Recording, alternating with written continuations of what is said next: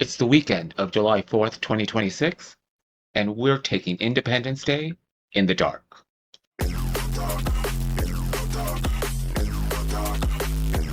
The holiday weekend, it's filled with picnics, fireworks, and blockbuster movies, a tradition that we've had at the theater for quite some time. And I want to focus on movies that have had the 4th of July or Independence Day as a central theme to the plot.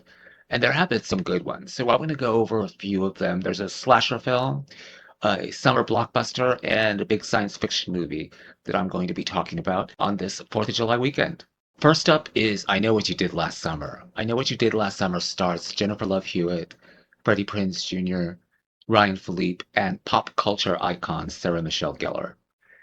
The story follows a group of teens who, 1 year after they covered up an accident and supposedly killed a man, they are being stalked by a hook-yielding fisherman. The accident that the teens are covering up took place on July 4th, and they return for a reunion the following July 4th.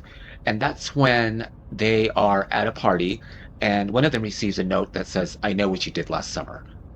And so at that point, they know that they are being stalked by someone or someone's playing a joke on them. They're not quite sure. And what winds up happening is they are being stalked by somebody with a hook for a hand. And it is a slasher film. So you can imagine what starts happening. There's a 4th of July parade, music, and a summer theme, small town ambiance really adds to the horror and frights that this film does produce very well. It was written by Kevin Williamson, and it was released in 1997, and it still continues to remain a go-tos. I think it still holds up, and I do recommend it as a watch during the summer, if not this weekend, the 4th of July. And then we have the science fiction blockbuster Independence Day. Independence Day was another alien invasion film that was in the frame of the Orson Welles' War of the Worlds about a alien invasion and culminated in a virus killing the invading aliens, or at least pushing them back. So in Independence Day, moving forward, they used the same type of analogy, except it was a computer virus at the end. The film was absolutely spectacular in terms of its special effects. It had some incredible scenes, and it was directed by Roland Emmerich. It starred Bill Pullman, Will Smith, and Vivica Fox, and it still remains a go-to for me. I love watching Independence Day. It just has some really incredible scenes. One of my favorite scenes in the movie, I believe, was a jab at E.T. In the film, they send up helicopters to speak to the aliens with lights and music. I don't know if you remember the movie. So the helicopters go up to befriend the aliens, and the aliens respond by just blasting the helicopters out of the sky. So we knew we weren't at a Close Encounters or ET situation here, and these aliens meant business. If you think about when the film was made, it was made in the 1990s, and the filmmakers did a great job with the special effects in this movie. And this was way before a lot of the technology that allows filmmakers today to create a lot of special effects with not as much artistic input as it used to be.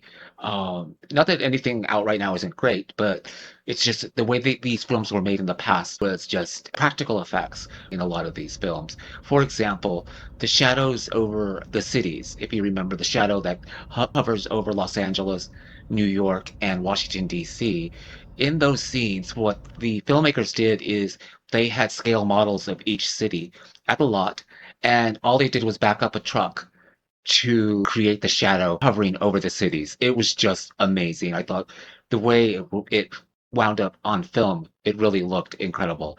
And the practical effect used to create that image was outstanding. Last but not least, of course, is Jaws. Jaws was the original blockbuster released in the summer of 1975. And one of the central themes in Jaws is the 4th of July. If you remember the mayor of Jaws, who wanted to keep the beaches open for the 4th of July celebration. And of course, that was a mistake. And to this day, Don't Be the Mayor in Jaws is a staple in our American dialogue. The film was directed by Steven Spielberg. It starred Roy Scheider, Richard Dreyfuss, and Robert Shaw. And it really hit the ball out of the park in our pop culture consciousness. It remains one of the staples of summer. The phrase, don't be afraid to go in the water, was just universal. As a matter of fact, it had the effect where people were afraid to go into lakes, rivers, even in their own bathtub. They thought they were going to be attacked by something.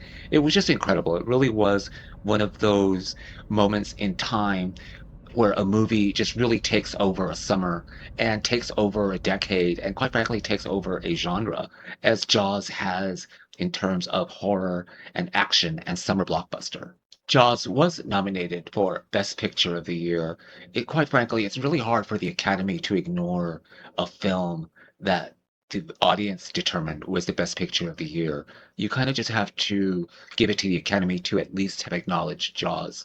Needless to say, the phenomenal success of a movie like Jaws is going to spawn sequel after sequel after sequel, but none of the films that came after Jaws even came close to matching what the original film did in terms of the movie-going experience and the pop culture phenomenon that it did become. There have been other instances where there have been killer bears or killer alligators, and where people have deemed the films Jaws in the Woods or Jaws in the Lake. And I'm not going to lie, I've enjoyed some of these Jaws ripoffs, so to speak. They have been entertaining. Jaws will remain the go-to summer blockbuster film for quite some time because summer blockbusters have apparently hit a wall. I don't think Hollywood knows exactly what it's doing right now, but it is finding its way this summer. And I think we will have more scary summers to come and more Independence Day frights in the dark. In the dark.